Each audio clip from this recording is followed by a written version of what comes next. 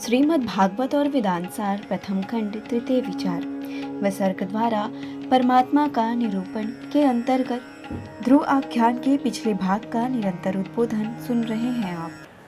अब देखिए भक्ति का लक्षण कैसे देखा जाए।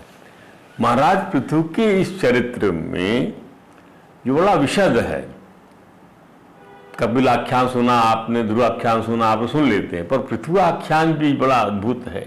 इसमें महाराज पृथु को भगवान के द्वारा उपदेश दिया गया है। महाराज पृथु ने अपनी प्रजा को उपदेश दिया है और महाराज पृथु ने तत्व को प्रतिपादित किया है, तत् दर्शन को। महाराज पृथु को सनक आदि ऋषियों ने जो है उपदेश दिया है। ये सब बातें आपको बताएंगे। अभी आप समझिए कि भक्ति का लक्षण कैसे देखा जाए। हाउ टू रिकॉग्नाइज द भक्ति। ज्ञान और वैराग्य भक्ति का लक्षण है। मनुष्य शरीर नहीं है, यह बोध हो जाना ही ज्ञान है। ज्ञान क्या है? मनुष्य शरीर नहीं है,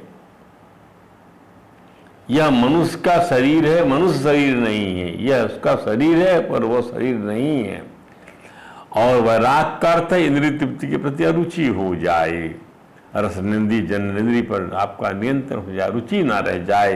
ये वैराग का अर्थ है, इंद्रिय तृप्ति और के प्रति अरुचि। ध्यान रहे कि भव बंधन से विलग होने के यह दोनों मूल सिद्धांत भक्ति योग के बल पर फलीभूत हो सकते हैं। क्या? इंद्रिय तृप्ति से रुचि, इंद्रिय तृप्ति के प्रति आपको की रुचि ना रह जाए और ये बोध हो जाए कि ये हम जो है हम शरीर नहीं है। भवबंधन से विलग होने के दोनों मूल सिद्धांत भक्ति योग के बल पर फलीभूत हो सकते हैं। महाराज पृथु को परमात्मा के साक्षात्कार से जो अनुभूति हुई, ध्यान दीजिए, उस बोध को जो तत्काल प्रजाजनों कल्याण के लिए सार्वजनिक कर दिया, जो मुझको बोध हुआ, और अपने सख्त होने का परिचय दिया। अरे जब भक्त भगवान के चरण कमलों की प्रेमा भक्ति में स्थिर हो जाता है, जब भक्त भगवान के चरण कमलों की प्रेमा भक्ति में स्थिर हो जाता है, तो शरीर त्याग के बाद वही संसार में पुनः नहीं आता। क्या बात है!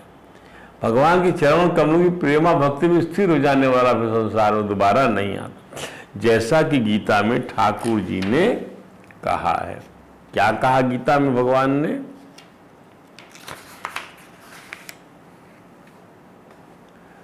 कि त्यक्त्वा देहनं पुनर्जन्म न इति मामेति सो अर्जुन। त्यक्त्वा देहम पुनर्जन्म न इति, उसका पुनर्जन्म नहीं होता, वो मुझको प्राप्त कर लेता है।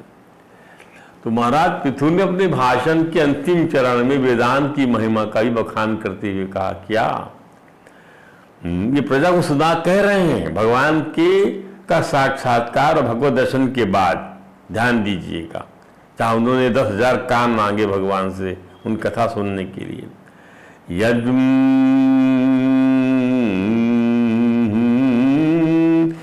ब्रह्म नित्यं विरजं सनातनम, यद ब्रह्म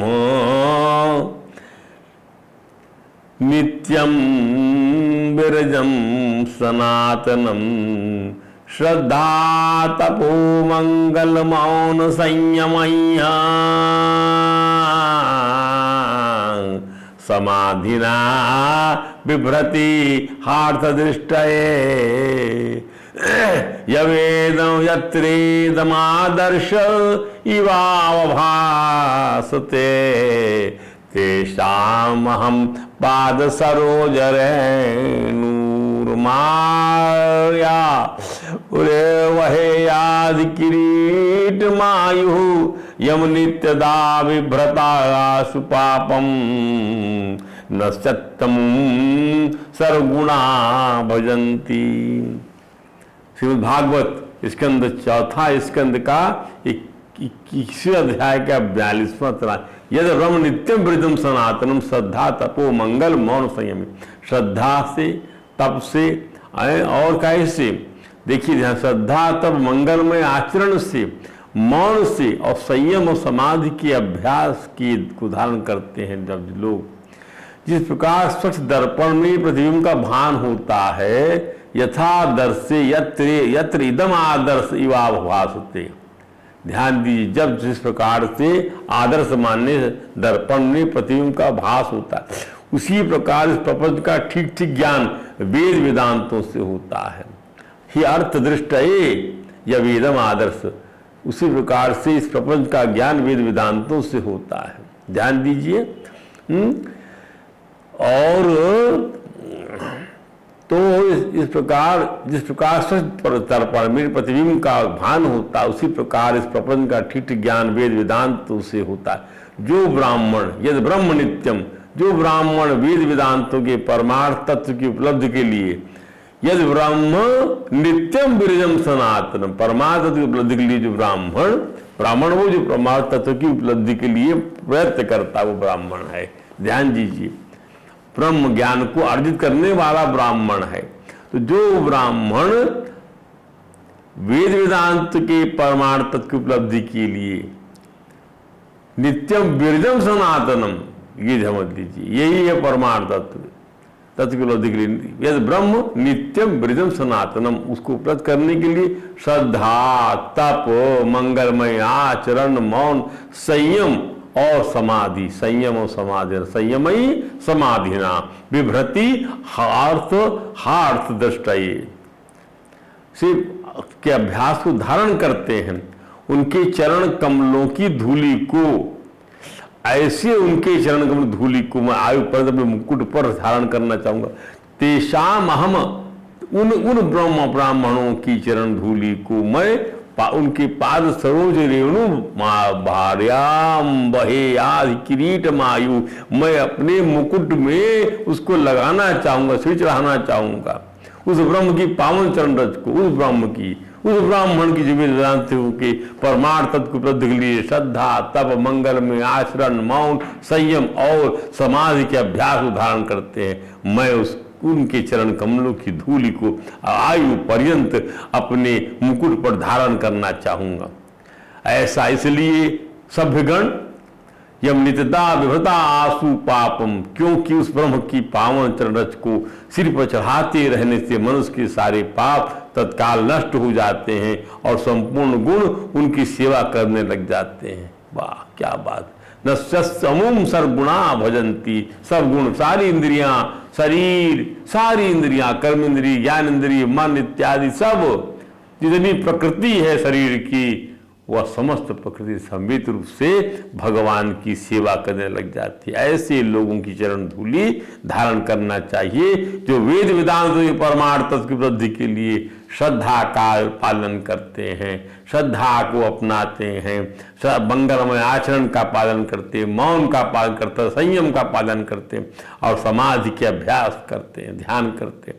उन चरण कमल धूलि को भगवान का आयु पर्यंतम, क्या कहते भगवान, चरण रेणुर आर्या वहे आज किरीटमायु, मैं उसको जो है यहां धारण करूंगा, क्योंकि उसको धारण करते ही क्या हो जाएगा, उस मनुष्य के क्या मेरे पाप नष्ट, मनुष्य के सारे पाप नष्ट हो जाते हैं और सारे गुण भगवान की सेवा करने लग जाते हैं।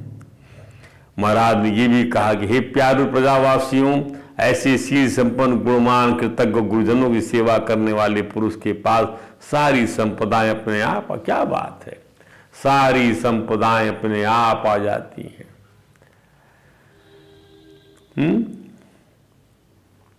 न तप कर रहे हैं आज के लोग बाग, न मौन का साधन कर रहे हैं, न मंगल में आचरण कर रहे हैं, न संयम कर रहे हैं, न समाधि कर रहे हैं। तो सारी संपदाएं पुरुष के पास आ जाती हैं, अपने आप आ जाता है। ब्राह्मण कुल गौवंश भक्तों से श्री भगवान मुझ पर सदा प्रसन्न रहे। ब्राह्मण कुल, वह ब्राह्मण कुल जो ब्रह्म की प्राप्ति के लिए, वेद वेदांतों के परमार्थ की उपलब्धि के लिए इन सब गुणों का आचरण करता है। श्रीधर स्वामी जी महाराज ने उस श्लोक में आए मंगल शब्द को अत्यंत महत्वपूर्ण माना है। महाराज श्रीधर स्वामी की व्याख्या है भागवत जी के बारे में, उनका भाष्य है। उन्होंने कहा है कि जो उत्तम है उसे करना है, जो उत्तम ना हो उसका त्याग करना मंगलमय शुभ, जो उत्तम ना हो उसका त्याग करना शुभ है, मंगलमय है। जो उत्तम है उसको करो, समझे। उत्तम कार्य करने का अर्थ जो कुछ भी भक्ति करने के अनुकूल हो वही उत्तम कार्य, भक्ति करने के अनुकूल कार्य ही उत्तम है, और भक्ति करने में जो प्रतिकूल हो वही त्याज्य है। भक्ति करने में जो प्रतिकूल हो वही त्याज्य है। इससे आपकी भक्ति नहीं हो रही है, ये आचरण ठीक नहीं है, ये त्याज है, आचरण त्याग दीजिए आप। इसलिए अवैध विषयी जीवन का त्याग करना चाहिए। मादक और उत्तेजना देने वाले पदार्थों का सेवन नहीं करना चाहिए। दूध, कीड़ा और मांसाहार से बचना चाहिए, इनका त्याग करना शुभ है। महाराज पृथु ने प्रजाजनों के बीच में स्पष्ट किया कि अग्नि में कोरी आहुतियां तो उतनी लाभप्रद नहीं है जितनी कि एक जीवित ब्राह्मण को भोजन कराना। अब इस कलयुग में लोग स्वयं को ब्राह्मण भोजन का अधिकारी बनाने लगे हैं। जो ब्राह्मण परिवारों में जन्म लिए किंतु जिसमें ब्राह्मणों का एक गुण नहीं रहता, ऐसे व्यक्तियों और असली ब्राह्मणों में अंतर करने के उद्देश्य से ही महाराज पृथु ने ब्राह्मण और ब्राह्मण संस्कृति का यथावत वर्णन किया है। क्या बात है। प्रभुपाद जी महाराज कहते हैं कि मनुष्य को प्रकाशहीन अग्नि बनकर अपनी स्थिति का लाभ उठाना चाहिए। प्रकाशहीन अग्नि बनकर, ऐसी चमक हो चेहरे पर तो ताप नहीं होना चाहिए, ऐसा प्रकाश हो। जैसा कि गीता ठाकुर जी ने कहा, वेदैश्च सर्वै अमेव वेद्य। वैदिक निर्णय या वेदांत ज्ञान कृष्ण ज्ञान है। वैदिक निर्णय वेदांत ज्ञान क्या? कृष्ण ज्ञान है। यह तथ्य है कि जिस रूप में श्री कृष्ण है उसकी जान देने से मनुष्य पूर्ण ब्राह्मण हो जाता है। जिस तथ्य है कि जिस रूप में श्री कृष्ण है, जैसा कि गीता में उद्धृत किया गया है, जन्म कर्म च दिव्यम यो वेति तत्वतः। जो ब्राह्मण श्री कृष्ण को जान लेता है वह सदैव दिव्य स्थिति में रहता है। गीता में भगवान कहते हैं, गीता अध्याय 14 श्लोक 26, मां चायो अव्यभिचारेण भक्ति योगेन सेवते सागुणान समतीतेतान ब्रह्म भूयाय कल्पते। कौन तीनों गुणों से अतीत होकर मुझको प्राप्त कर लेता है? कौन ब्रह्म में विचरण करने लग जाता है? जो मेरी अव्यभिचारी भक्ति करता है, अव्यभिचारी भक्ति मेरी सेवा करता है, अर्थात सारी चीजें ऐसी अपनाइए जो भगवान की भक्ति की अनुकूलता के लिए सब काम करने वाली हूं। अब भगवान श्री कृष्ण का भक्त वास्तविक पूर्ण ब्राह्मण है। भगवान श्री कृष्ण का भक्त वास्तविक पूर्ण ब्राह्मण है, क्योंकि वह बद्ध जीवन के चारों प्रकार के दोषों से मुक्त होता है। उसमें त्रुटि करने का दोष नहीं होता। पहला बद्ध जीवन का पहला दोष, त्रुटि करने का दोष नहीं होता। मोहग्रस्त नहीं होता, त्रुटि नहीं करता। त्रुटि करता तो अपनी चांटा मारता, वो मोहग्रस्त नहीं होता और धोखा देना उससे नहीं आता। तीसरा, और उसके इंद्रियों में अपूर्णता नहीं होती। चौथा, क्या बात। पूर्ण वैष्णव या कृष्ण भक्त सदैव दिव्य स्थिति में रहता है, क्योंकि वह कृष्ण तथा उसके प्रातिनिधिक रूप में बोलता है। क्योंकि वैष्णव लोग श्री कृष्ण के ही स्वर में बोलते हैं, अतः वे जो कुछ भी कहते हैं वह चारों दोष से रहित होता है। चार दोष कौन सा? चारों दोष, किसी के दोष नहीं देखना, त्रुटि करने पे सब खुद को जो है दंड देना, और जो है जो तीसरा क्या है? तीसरा ये है कि जो अपना ये तीसरा ये कहा गया, धोखा नहीं देता किसी को, और इंद्रियों में अपूर्णता उसके नहीं होती, सब इंद्रियां उसकी पूर्ण होती, वह मोहग्रस्त नहीं होता है। त्रुटि करने का दोष नहीं होता, मोहग्रस्त नहीं होता। अतः इसलिए गीता में ठाकुर जी कहते हैं लोग उन्हीं का चिंतन करें, उन्हीं के भक्त बने, उन्हीं को प्रणाम करें, उन्हीं की पूजा करें और अंत में उनकी शरण में आ जाएं। क्या निष्कर्ष निकलता है इस आवाहन से? ये भक्ति कर्म दिव्य है और चारों दोषों से रहित है। अतः जो भगवान श्री कृष्ण का एक निष्ठ भक्त है और जो कोई उपदेश भी करता है वह श्री कृष्ण के आदेशों के अनुसार करता है, वह विरजम होता है, वह निष्कलंक होता है। यद ब्रह्म निर्जह, ये कहा ना उसके अंदर में, यद ब्रह्म निर्जम, यद ब्रह्म नित्यम विरजम सनातनम, विरजम सनातनम। वो असली ब्राह्मण या वैष्णव पद वेदों के निर्णय पर या श्री भगवान द्वारा दिए गए वैदिक ज्ञान पर निर्भर रहता है।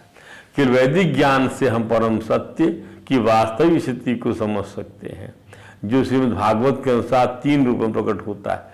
पहला निर्गुण ब्रह्म, दूसरा अंतर्यामी परमात्मा और तीसरा भगवान श्री भगवान।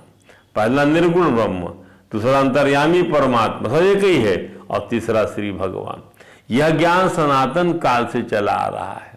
निर्गुण परम ब्रह्म, परात्पर पर ब्रह्म, अंतर्यामी प्रभु और श्री भगवान। अतः मनुष्य को चाहिए कि वेदों का अध्ययन न केवल ज्ञानार्जन के लिए करे, वरन हम इस ज्ञान तथा इन क्रियाकलापों को श्री भगवान तथा वेदों के ही शब्दों में श्रद्धा सहित फैलाने के लिए करे। महर्षि मैत्रेय ने महाराज पृथु के वक्तव्य के समापन पर श्रोता बनी सभी लोगों की घोषणा को उद्धृत करते हुए कहा, ये महर्षि मैत्रेय सुना रहे कथा को, ध्यान दीजिएगा। ये कथा पृथु प्रसंग में है, तो महाराज मैत्रेय जी सुना रहे विदुर को कि वेदों का यही निर्णय, पुत्र के कर्म से मनुष्य सर्व लोगों को जीत सकता, पुत्र के कर्म से। विजितास कौन था? महाराज पृथु का पुत्र था, और उसने इंद्र को परास्त कर दिया था। रावण का पुत्र कौन था? मेघनाथ, उसने परास्त कर दिया था इंद्र को। तो पुत्र के कर्म से मनुष्य सर्व लोगों को जीत सकता है, उसके कर्म से सर्व लोग जीत लिया था रावण ने, क्योंकि ब्राह्मणों के श्राप से मारा गया अत्यंत पापी था जो वेन इनका वंशज था। इनका महाराज पृथु के वेन की बाहों का मंथन करने से महाराज पृथु हुए थे। तो क्या हुआ? यानी महाराज एक प्रकार से दुष्ट वेन से ही महाराज की प्राप्ति हुई थी। महाराज पृथु का ये जोड़ा निकला था उसकी बाह से, कि द्वारा नारकी जीवन के गहन अंधकार से उबारा जा सकता है। तो ये पुत्र के कर्म से, तो वैन रूपी दुष्ट पुत्र की बाह से ये निकले थे महाराज पृथु। तो क्या है? पुत्रेण जायती लोकान्ति सत्वती श्रुति ही ब्रह्मदंड हतः पापो यद वेणु अत्यतरतमाहा। वैदिक उल्लेख के अनुसार पुत्र नामक एक नारकी ग्रह है। ध्यान दीजिए, जो इस ग्रह से किसी व्यक्ति को उबारता है वो पुत्र कहलाता है। त्रायते इति पुत्रः, ग्रहात पुत्र ग्रहात त्रायते इति पुत्रः। पुत्र कौन है? जो पुत्र नामक नारकी ग्रह से तारण करता है। अतः विवाह के उद्देश्य से ऐसा पुत्र उत्पन्न करना है कि अपने पिता का, चाहे वह पुत्र नरक में क्यों न गिरा हो, उद्धार कर सके। महाराज पृथु का पिता वेन अत्यंत पापी व्यक्ति था, अतः ब्राह्मणों से श्राप द्वारा मार डाला था। उस लोग का यही अभिप्राय है कि महाराज पृथु के महान कर्मों द्वारा सभी साधु पुरुषों ने, मुनियों ने पुत्र हुए। ब्राह्मणों ने वेदों के इस कथन को सत्य होता हुआ देखा कि पुत्र अपने पिता को नरक से सदगति दिलाने के लिए ही होता है। विवाह में पत्नी को ग्रहण करने का प्रयोजन पुत्र की प्राप्ति है। ध्यान दीजिए, ऐसा पुत्र जो अपने पिता को नारकी जीवन के गहन अंधकार से उबारने में समर्थ हो। विवाह का उद्देश्य इंद्रिय तृप्ति नहीं, अपितु अपने पिता को उबारने वाले पुत्र की प्राप्ति है। किंतु पुत्र अयोग्य हो गया तो वह अपने पिता कैसे उबार सकता है? अरे पिता तो वैष्णव बने, उसका धर्म है कि अपने बच्चों को वैष्णव बनाए, बस। अब वैष्णव की महिमा क्या है? यदि पिता धोखे से अगले जन्म में नरक में गिरता है पिता, तो ऐसा पुत्र उसे उसी प्रकार उबार सकता है जिस प्रकार महाराज पृथु ने अपने पिता का उद्धार किया वेन का। इसी प्रकार असुर हिरण्यकश्यप ने भगवान की सत्ता का उल्लंघन किया तो उसका उद्धार प्रहलाद महाराज ने किया। प्रहलाद महाराज ऐसे वैष्णवों के उदाहरण है जो संसार में नारकी जीवन बिताने वाले पापी पुरुषों के प्रति अत्यंत दयालु होते हैं। भगवान श्री कृष्ण पर दुख दुखी कृपाम्बुधि नाम से जाने जाते हैं। पर दुख दुखी कृपाम्बुधि, दूसरों को दुख में दुखी होने वाले और कृपा के सागर हैं भगवान श्री कृष्ण। भगवान के सभी शुद्ध भक्त प्रहलाद महाराज के ही समान इस संसार में पापी लोगों को उबारने के लिए दया से परिपूर्ण होते हैं। वे सभी प्रकार के कष्टों को सहन सहते हैं, क्योंकि वह एक वैष्णव का अन्य गुण है जो संसार की नारकी दशाओं से पापी पुरुषों के उद्धार के लिए प्रयत्नशील रहता है। अतः वैष्णवों की निम्न प्रकार से स्तुति की जाती है। वांछा कल्पतरुभ्यश्च कृपा सिंधुभ्य एव च पतितानां पावनेभ्यो वैष्णवभ्यो नमो नमः। वैष्णव का मुख्य कार्य पतित आत्माओं को उद्धार करना है।